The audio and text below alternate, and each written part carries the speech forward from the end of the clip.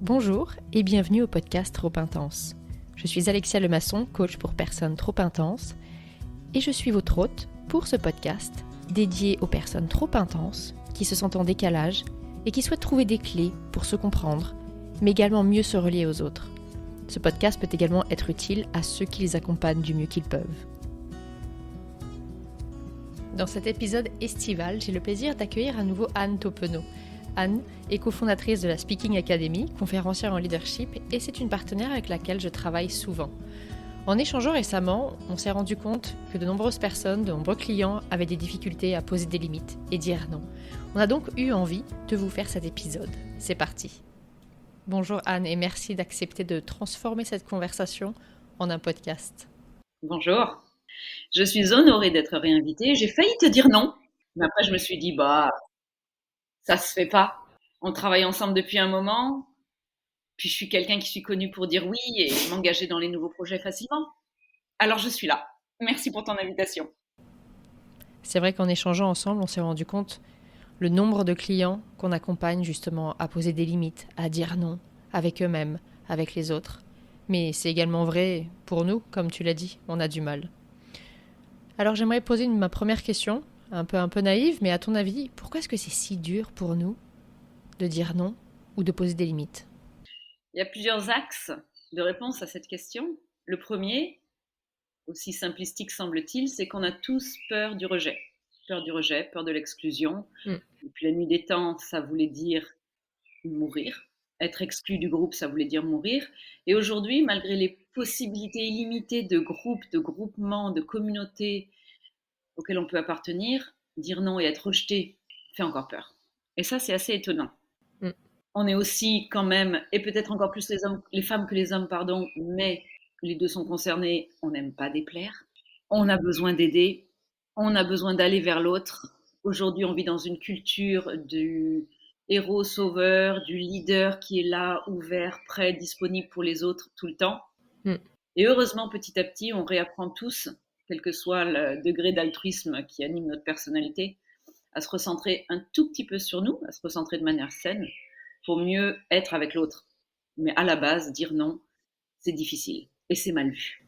Je pense aussi qu'il y a un manque d'estime de soi, quelque part, pour certaines personnes, dans le sens où on a quelque part l'impression que si on fait passer nos besoins avant les autres, on tombe dans l'égoïsme.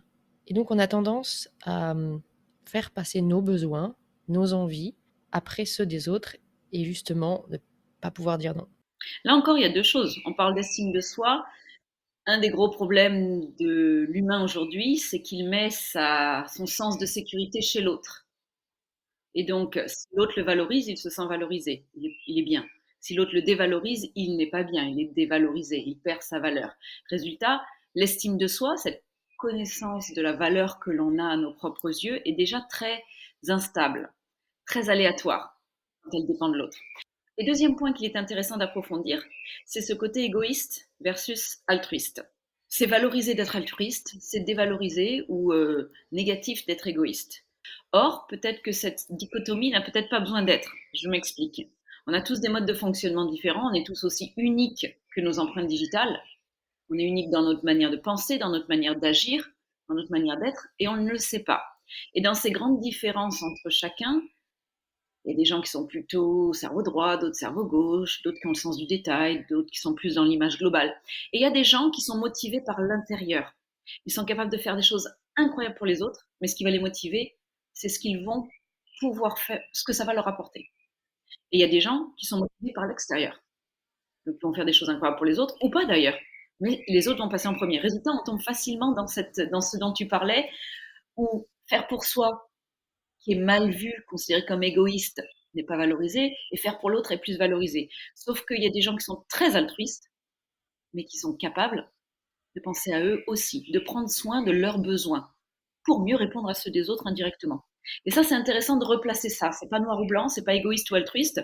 C'est un mode de fonctionnement qui fait que l'objectif peut être très louable, mais la motivation peut venir de différents endroits. Et ça, on n'a pas appris à le faire. On n'a pas appris à valoriser notre besoin de manière saine. Tout à fait. D'ailleurs, pourquoi ce serait on ou off ? Pourquoi ce serait égoïste ou altruiste ? Pourquoi ça pourrait pas être un spectre sur lequel on navigue en fonction des gens, des situations ? C'est un peu l'histoire de l'avion, hein. Moi, je suis quelqu'un, je ne comprends pas, je n'ai jamais compris et j'ai peur de ne jamais comprendre émotionnellement la mise en place du masque sur soi avant de le mettre sur les autres, en particulier sur nos enfants, en cas de problème dans l'avion. Tu peux préciser?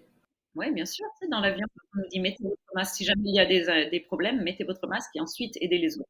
Et rationnellement, c'est compréhensible. Émotionnellement, comportementalement, humainement, je veux jamais avoir à le vivre, hein, mais j'imagine que ça se passe très différemment dans la réalité. Alors, il y a les gens qui vont mettre leur masque en premier, peut-être pour se sauver eux, ou peut-être pour avoir la possibilité de sauver plus de personnes. Il y a des gens qui vont sauver 15 personnes avant de mettre le masque pour eux, ou ne jamais mettre le masque pour eux, et n'avoir le temps de sauver personne. Donc, je pense qu'il faut séparer aussi la flamme d'origine. Qu'est-ce qui nous fait agir? Est-ce que c'est quelque chose pour notre besoin Hmm. ou quelque chose pour le besoin de l'autre? Et l'intention finale. Est-ce que c'est pour aider les autres ou est-ce que c'est pour s'aider seulement soi? D'où le fait que dire non, si on est coincé entre quelle est la motivation, le besoin qui me motive et mon intention, le temps qu'on ait réfléchi à tout ça, généralement la situation est passée vite. Et il y a des grandes chances qu'on n'ait pas eu le temps de dire non, qu'on a juste dit oui. Alors c'est une des autres raisons pour lesquelles c'est si dur de dire non. C'est que l'instinct naturel, émotionnel, c'est ou d'aller 100% vers le oui ou d'aller 100% vers le non. Parce que n'oublions pas qu'il y a des gens pour qui c'est pas si dur que ça de dire non. Effectivement, il y en a pour qui c'est plus simple de poser des limites et de dire non. Mais avant d'aller là, jusque-là, on a été relativement théorique. Est-ce qu'on peut prendre jusqu'à la fin un exemple? Par exemple, j'ai en tête une cliente, elle se décrit elle-même au bord du burn-out, elle a des enfants relativement jeunes, elle travaille beaucoup, elle a un gros poste. Et pourtant, dès que un de ses collègues, un membre de son équipe, vient la voir en disant « Est-ce que tu peux m'aider? Est-ce que tu peux le faire? Est-ce que tu peux me remplacer? Est-ce que tu peux rester plus tard? Est-ce que... » Bref, une demande, eh bien spontanément, elle va dire « Oui, oui, je peux. » Et ça, je trouve ça intéressant parce que on peut peut-être se poser la question à travers son exemple, qu'est-ce qui se passe concrètement quand on ne sait pas dire non? Donc, qu'est-ce qui se passe quand cette personne ne sait pas dire non? Je pense qu'il faut se rappeler que ça se passe en 3 étapes. Il y a le avant. Le avant, elle est donc sous l'eau, elle en a déjà beaucoup plus que ce qu'elle ne peut gérer, elle a des demandes, des appels, des messages constamment. Et quand on lui dit est-ce que tu peux m'aider, ses premières pensées c'est mais bien sûr, il faut, je dois. Sinon, je ne serais pas vue comme une vraie professionnelle. Déjà que je suis en train d'essayer de gérer du Mm. personnel au travail. Donc il y a toutes ces pensées, ces croyances limitantes dans l'avant qui se mettent automatiquement en place, souvent inconsciemment, de toute façon, j'ai pas le choix, c'est mon travail. De toute façon, on me demande, c'est ma responsabilité. Après, il y a le pendant. Il y a la personne qui va pas avoir pu dire non et le pendant, deux options. Donc, pendant qu'elle fera l'action, pendant qu'elle assurera la réunion, qu'elle prendra les notes pour la personne qui ne peut pas être présente, elle va le faire mal. Elle va le faire mal parce qu'elle n'est pas là à 100%.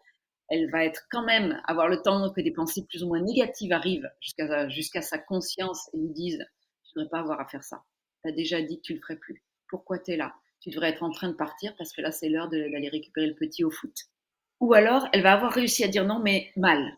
Là, elle aura vraiment dit le non, je peux pas. Vous savez très bien que je dois être partie à 17h30. C'est que le jeudi que je vous demande ça. Aujourd'hui, on est jeudi, je dois partir.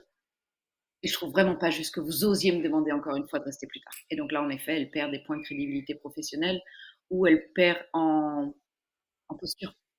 Et puis à l'après. Qu'elle l'ait fait ou qu'elle l'ait pas fait. Si elle l'a fait, peut-être mal, parce que c'est pas ce qu'elle voulait faire au fond d'elle, parce que ça répondait pas à son besoin et que ça la limitait dans ce qu'elle devait être en train de faire et ce qui était ses priorités. Quand elle l'a fait, il y a un sentiment, deux options.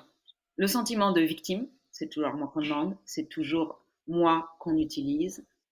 Je suis trop bête de pas savoir dire non. Je suis vraiment pas à ma place ici. Je mérite pas ce poste. Je ne suis pas un leader. Ou alors, il y a le non et la culpabilité. Le non qui a été dit, le départ à 17h30, avec la boule au ventre, la tête à l'envers, la concentration éparpillée et l'impression, encore une fois, de ne pas être assez bon dans son job. Ou alors, pire, de la colère mal placée, causée, créée pour les mauvaises raisons, contre la mauvaise personne, qui se déclenche au mauvais endroit. Il y a des grandes chances que ce soit le petit qui arrive dans la voiture après qu'il ait été récupéré au foot avec quelques minutes de retard, qui s'en prenne plein la figure. Donc tout ça pour dire, qu'est-ce qui se passe quand on ne sait pas dire non? Avant, des pensées inconscientes qui nous contrôlent et qui nous font agir pas forcément dans notre bien. Pendant, un mal-être, comportement ou du professionnalisme limité, soyons honnêtes. Et après, culpabilité et décharge émotionnelle au mauvais moment, sur la mauvaise personne, pour les mauvaises raisons. C'est un peu caricatural, mais je crois que c'est assez réaliste et ça nous parlera à tous et à toutes beaucoup. Qu'en pensez-vous? Mm. C'est vrai qu'il y a ce moment entre la demande et la réponse qui, en fait, même si ça dure qu'une fraction de seconde, plein de choses ont le temps de nous traverser la tête, comme ces pensées, ces croyances limitantes. Comme tu l'as dit, des pensées très professionnelles, mais parfois, comme on l'a dit un peu plus tôt, bah, la peur de ne pas être apprécié, la peur d'être rejeté. Et il y a aussi dans le pendant des gens qui disent oui et qui annulent derrière, ou qui laissent tomber. Il y a des gens qui disent ni oui ni non. C'est pas très clair, ils osent pas, donc ça crée un peu de confusion. Et puis ceux qui arrivent à dire non mal, comme tu l'as dit, je sais pas si tu l'as déjà rencontré, mais il y a des gens qui compensent, qui vont essayer de compenser par culpabilité ce non. Donc ils vont trop en faire derrière. Ou au contraire, ils vont compenser en surjouant la victime en fait. Je sais pas si c'est assez clair. Oui, c'est clair. C'est des situations qu'on connaît, donc on les imagine. Moi, je l'imagine là. Je me suis vue dans cette situation plus d'une fois. C'est très vrai. Ça me fait penser quand même à 3 grands axes qu'il faut garder en tête. Si on veut définir le leadership comme une manière de penser, une manière de se comporter et une manière de communiquer différente, dire non, ce serait presque un acte de leadership alors. Mm. Et ça voudrait dire penser différemment, se comporter différemment et communiquer différemment. C'est une super transition puisque on vient de voir là, de manière un peu exhaustive, les personnes qui n'arrivent pas à dire non, mais il y a des gens qui arrivent à dire non. Et dans ce cas-là, comment ils y arrivent? Comment ils arrivent à penser, agir, communiquer différemment pour poser des limites? Encore une fois, 3 points. Il y a l'avant, il y a le pendant et il y a l'après le non. Ces gens qui y arrivent, ce qu'ils savent faire, ce qu'ils ont travaillé, même si c'était pas facile et même si c'est certainement pas terminé comme travail, c'est la capacité à prendre conscience de leurs pensées, de les comprendre et de les choisir mieux, donc de les maîtriser. Et une fois qu'on a fait ça, on peut faire une pause avant de répondre. Donc là, dire non facilement, ça veut dire faire une pause avant de donner une réponse. Et choisir honnêtement et authentiquement ce que l'on va faire. C'est donc s'autoriser, c'est donc avoir pris le temps de séparer les faits et les jugements, le contexte réel, avoir bien compris d'ailleurs au passage la demande de l'autre, et ce qui est un jugement face à cette demande, et savoir aussi mesurer quelque chose que tu peux peut-être pouvoir nous définir encore mieux, c'est bien comprendre le coût caché derrière notre potentiel oui ou notre potentiel non. Exactement. Qu'est-ce que tu nous dis? Le coût caché, c'est quelque chose que j'aborde souvent avec les clients que j'accompagne et qui ont du mal à poser des limites ou à dire non. Si on reprend l'exemple de cette femme qui est débordée et qui a du mal à dire non, tout de suite, on a tendance à voir les conséquences négatives et extérieures d'un oui ou d'un non. Par exemple, si elle accepte d'aider ce collègue, oui, le projet sera livré à temps. Oui, elle pense qu'elle gardera l'estime de ses collaborateurs, de son équipe, de sa hiérarchie, etc., etc. Mais ce oui a un coût caché. Et ce coût caché, pour elle, ça peut être ne pas être une énième fois à l'entraînement de son fils et décevoir son fils. Ça peut être perdre l'estime d'une amie à qui elle promet d'appeler tous les jours, qui en a besoin, et pourtant, elle n'est jamais à 18h dans sa voiture. Donc une fois de plus, elle la décevra. Ça peut être également être un pas de plus pour elle vers le burn-out. Le coût caché, c'est pour vous, pour votre entourage, on a tendance à le négliger. Et l'intérêt de le calculer, ça vous permet de faire la balance. Quelles sont les conséquences de mon oui? Quelles sont les conséquences de mon non? Et qu'est-ce que je choisis de faire? En toute conscience. Et même dans les coûts cachés, je pense qu'on pourrait rajouter quelque chose qui est assez réel, malheureusement, c'est qu'on peut même perdre le respect de la personne à qui on a dit oui. Exactement. C'est déjà arrivé, hein? Ah bah finalement, il dit oui à Mm. tout, il dit oui à tout. Mm. On peut vraiment l'utiliser celui-là. Et on fait quelque chose pour l'autre et on n'a même pas le retour ou la valorisation ensuite. Déception, tristesse, ressentiment. Et là, on rentre encore dans des émotions pas très agréables à gérer. Et ça peut nous pénaliser à terme, en termes de carrière. Si on veut monter dans les échelons, quand on regarde le profil d'un manager, d'un leader, bah, On recherche quelqu'un qui sait poser des limites, qui sait dire non. Et encore une fois, sans être automatiquement manichéen, c'est pas que les hommes ou que les femmes, c'est pas que noir ou blanc. Mais quand on regarde les parcours de managers des différents hommes et de différentes femmes, parfois, un homme qui a dit non régulièrement est monté plus vite. Une femme qui a dit non régulièrement n'est pas montée plus vite. Et l'inverse aussi, une femme qui dit oui ne monte pas plus vite. Un homme qui dit oui peut monter plus vite. Tout à fait. Comment ça se fait? Je ne sais pas. En tous les cas, chez l'homme, le non est plus valorisé. Chez la femme, on a ce problème aussi où le non est un peu dévalorisant, dangereux, risqué. Tout à fait. Donc ça, on s'est attardé un peu longuement sur la phase du avant, avant de donner sa réponse, prendre cette pause pour justement peser le pour et le contre, et analyser la situation peut-être plus froidement, avec lucidité. Mais qu'est-ce qui se passe après, au moment de donner sa réponse? Alors, donner sa réponse. Une des grosses difficultés en communication aujourd'hui, c'est de dire honnêtement ce que l'on veut dire. On connaît tous l'entonnoir de la communication entre ce que je pense, ce que je dis, ce que j'aimais vraiment, ce que je dis non verbalement en même temps, ce que l'autre voit, ce qu'il entend, ce qu'il comprend et ce qu'il peut réutiliser. Il y a de nombreux échelons de possibilités de difficultés. Donc déjà, le premier échelon, on doit l'assurer au mieux possible. Dire ce que l'on veut vraiment dire. Pour cela, il y a un outil simple, pas facile à utiliser, mais simple, qui s'appelle la communication non violente, dont on a déjà parlé et dont beaucoup de monde parle aujourd'hui. L'utiliser, c'est plus complexe. Mais l'utiliser, ça peut être quelque chose aussi carré que passer par 4 étapes. La première, c'est toujours la même. Observer la situation, pouvoir décrire les faits à l'autre, d'abord à soi-même, mais à l'autre aussi. Deuxième étape, c'est pouvoir exprimer son émotion face à ce fait, face à cette demande. Je me sens coincée, je me sens frustrée, je me sens utilisée, je me sens blessée, je me sens effrayée. Troisième étape, c'est pouvoir exprimer son besoin. En ce moment, je m'occupe de mes enfants seuls. En ce moment, j'ai des pressions familiales. En ce moment, et ça marche pour les hommes et les femmes, en ce moment, je me suis engagée auprès de ma compagne à rentrer plus tôt. J'aimerais pouvoir dire oui, mais j'ai besoin de partir à 17h30 les jeudis, comme on avait décidé. Et donc, pouvoir faire au lieu d'une demande, comme on fait naturellement en communication non violente, mais pouvoir faire une affirmation. Je ne pourrais donc pas assurer cette réunion à 17h30 ce soir. Et qui n'est pas une justification, pardon. Qui n'est pas une justification, qui ne sont pas des excuses. C'est une explication. Et c'est parfois difficile à trouver. C'est-à-dire, je justifie ma réponse, mais je ne m'excuse pas, je me mets platement désolée et je mets des excuses à rallonge pour que ça passe mieux. Parce que justement, ça a l'effet contraire, ça passe plus mal en fait. Et en fait, là, on parle de savoir dire non de manière assertive, en étant aligné avec soi-même, en étant à l'aise. Comme tu dis, ne pas se justifier, ne pas s'excuser, ne pas s'écraser. Pouvoir dire non en regardant la personne dans les yeux, sans agressivité, sans soumission. Pouvoir dire non, ou oui d'ailleurs, en étant aligné avec soi. Et pas juste pour l'autre, en pensant que c'est ce qu'il attend ou que c'est ce qui nous servira sur le long terme. Et là, ça nous amène un peu à cette option aussi de savoir dire non autrement. Donc c'est pas juste oui ou non, non autrement. Et ça peut être le j'aurais aimé, mais je ne peux pas parce qu'en ce moment, j'ai besoin de faire ceci, ceci et cela. Et c'est important pour moi. Je ne peux pas aujourd'hui, mais je pourrais vous proposer un autre soir où c'est plus facile pour moi d'être flexible. Ça aurait été avec plaisir, mais je ne le peux pas. Et s'assurer de ne pas se justifier derrière. Pouvoir rester droit dans ses bottes, comme on dit. Donc voilà ce qui peut se passer dans le pendant et comment on dit non.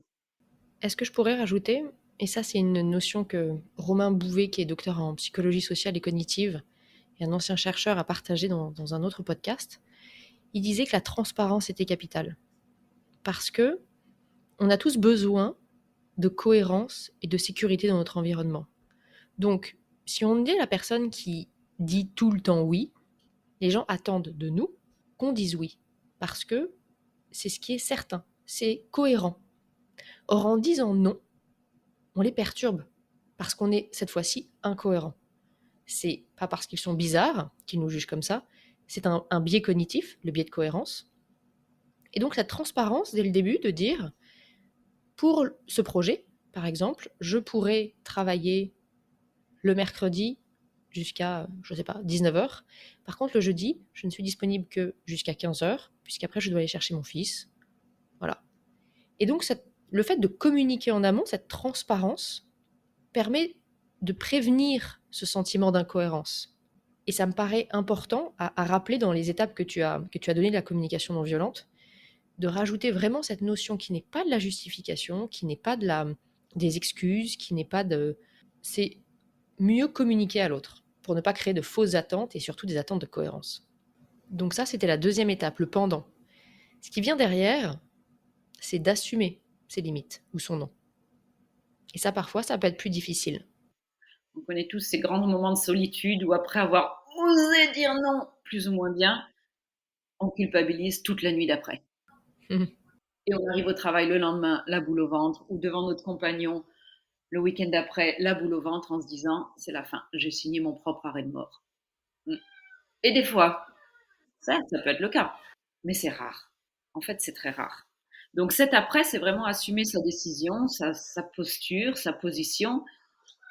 Et encore une fois, on revient un peu, tout à l'heure, tu disais dans la communication à l'autre, on revient à de la communication à soi. Quelle pensée est-ce que je vais choisir de nourrir et quelle pensée est-ce que je vais éliminer?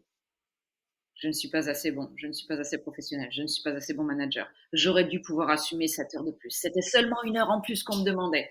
Pouvoir se débarrasser de tout ça et choisir les pensées de je suis capable de faire mon travail dans les heures imparties, je suis capable de m'arrêter, je suis capable de dire non à mon manager sans perdre de point crédibilité ou professionnalisme. Je suis un bon professionnel. Quand les faits sont bien évalués, j'ai le droit de m'autoriser à dire non. Et ça, c'est sûrement c'est une des étapes, on va pas dire un des travaux parce que c'est très moche, mais c'est sûrement une des étapes les plus difficiles, c'est l'après. Et ce qui se passe entre nous et nous-mêmes, entre nous et nos deux oreilles. Alors, ce qui est drôle, c'est que j'ai des clients qui, justement, en fonctionnant avec cette analyse du coup caché en amont, assument complètement leurs non ou leurs limites. Parce qu'ils sont bien dans leur basket de dire, ben, c'est vrai que non, je suis pas prête à sacrifier ma soirée avec mon fils. Non, je suis pas prête à sacrifier ma seule grasse mat des 6 derniers mois. Et donc, ils assument beaucoup plus facilement ce non ou ces limites qu'ils ont osé poser. Après, pour ceux qui ont un petit peu plus de mal, j'aime bien l'idée d'essayer de voir ce que ce non a eu de positif. Parce que comme tu viens de le dire, on aura tendance à voir, en fait, à devenir un peu Spielberg et se faire tous les scénarios possibles. Les gens vont réagir, comment les gens vont nous juger, comment on n'est pas bien, nos propres jugements. Mais notre non, nos limites ont également eu des conséquences positives. Par exemple, ce collègue à qui vous avez osé dire non, il est allé voir quelqu'un d'autre à qui il n'aurait jamais demandé. Et ensemble, ils ont trouvé une solution innovante, créative. Il y a aussi le fait que pour votre fils, vous avez passé une soirée de qualité et il a pu vous raconter ce qui s'était passé au foot et ce qu'il avait sur le cœur, par exemple. Et ça vous a permis d'être présente pour lui. Donc, ce non, on a tendance à voir et à interpréter, imaginer seulement les conséquences négatives, mais il a également eu des conséquences positives. Il a permis certaines choses. Il a permis de responsabiliser d'autres personnes. Il vous a permis de créer d'autres moments de qualité. Donc là, tu es en train de passer du coût caché au coût multiplié, au coût valorisé. Alors pas forcément au coût, mais plutôt au bénéfice, parce que un non a des bénéfices et il est important de pouvoir les voir. Dans tous les cas, merci Anne, merci d'avoir échangé sur ta vision des étapes pour dire non, préparer le avant, utiliser la CNV un peu remaniée pour le pendant et surtout des manières, des clés pour assurer et assumer son non. Pour les personnes qui souhaitent aller un peu plus loin, il me semble que tu proposes des formations pour justement poser des limites et arriver à dire non. Donc, c'est vrai qu'après avoir découvert ensemble, débroussaillé cette question du savoir dire non, qui est si difficile pour la plupart d'entre nous, il est maintenant temps de passer à la pratique. D'ailleurs, c'est ce qu'on propose à la Speaking Academy. Comprendre, pratiquer, maîtriser. La pratique, ça peut se faire dans des coachings individuels ou dans des formations de groupe. On le fait régulièrement pour des professionnels qui sont en contact avec les clients. On a 2 formations spécifiques. La première, c'est savoir s'affirmer face aux clients difficiles, dans laquelle on redécouvre comment on fonctionne, quelles sont nos croyances limitantes et quel est le pouvoir de nos pensées et quels sont nos choix et possibilités d'action tout en étant professionnel. Et une deuxième qui est confiance et estime de soi, bien séparer la confiance et l'estime et bien comprendre comment on peut les booster, les nourrir, ces estimes et ces confiances de nous-mêmes. Merci Anne. Je mettrai les détails pour te contacter et ton site internet en détail de ce commentaire. Cela pourrait intéresser les gens qui souhaitent penser, agir et communiquer différemment, comme tu le dis si bien. Exactement. Merci beaucoup Anne. À très bientôt. Le podcast Trop Intense, c'est fini pour aujourd'hui. Merci de votre écoute. N'hésitez pas à partager cet épisode s'il pourrait être utile à quelqu'un. Et vous pouvez me faire vos commentaires et me suggérer des invités ou des thématiques. À bientôt.